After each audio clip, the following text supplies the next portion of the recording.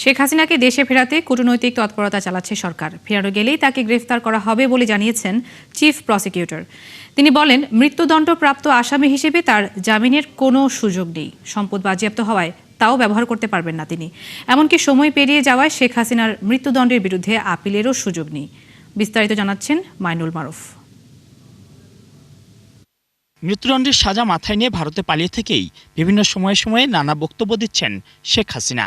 সর্বশেষ ডিসেম্বরে দেশে ফেরার বিষয়ে আন্তর্জাতিক গণমাধ্যমে কথা বলেন তিনি। এর প্রতিক্রিয়া চিফ প্রসিকিউটর জানান, এটি নিছক রাজনৈতিক স্ট্যান্টবাজি। দলীয় নেতাকর্মীদের ব্যবহার করে দেশে বিশৃঙ্খল পরিস্থিতি তৈরির চেষ্টা করছেন হাসিনা। তবে সরকার তাকে দেশে ফেরাতে কূটনৈতিক তৎপরতা চালিয়ে যাচ্ছে বলে জানান চিফ প্রসিকিউটর।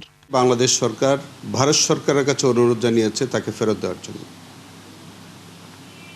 এখন প্রশ্নটা হচ্ছে যে তিনি যদি ভারত সরকারের নিয়ন্ত্রণে থাকেন তাহলে তো তিনি নিজে নিজে আসার কোনো সুযোগ নাই। হয় তিনি এক্সট্রাডিশন চুক্তির আওতায় তাকে বাংলাদেশ সরকারের কাছে হ্যান্ডওভার করা হবে, অথবা তাকে পুশব্যাক করবে।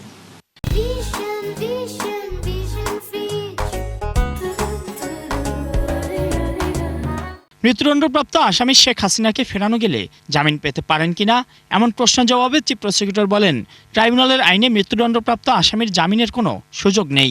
এমনকি রায়ে সম্পদ বাজেয়াপ্ত হওয়ায় দেশে থাকা কোনো সম্পদ বা অর্থ তিনি ভোগ করতে পারবেন না। তার তো জামিন চাওয়ার কোনো সুযোগ নাই।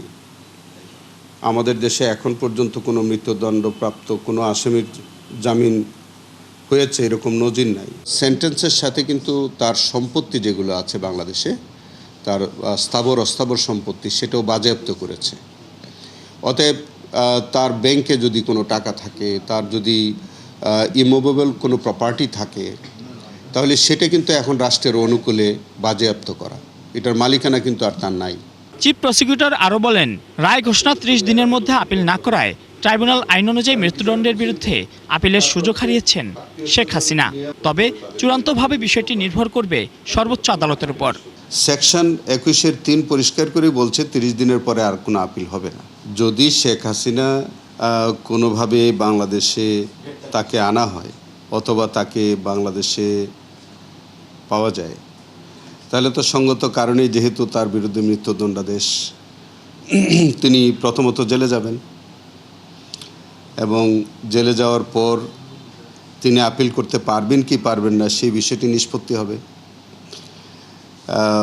যদি আপিল করার সুযোগ না থাকে তাহলে সাজা বহাল থাকবে। যদি আপিল করা যায় তাহলে আপিল নিষ্পত্তি সাপেক্ষে যা হয় তা হবে।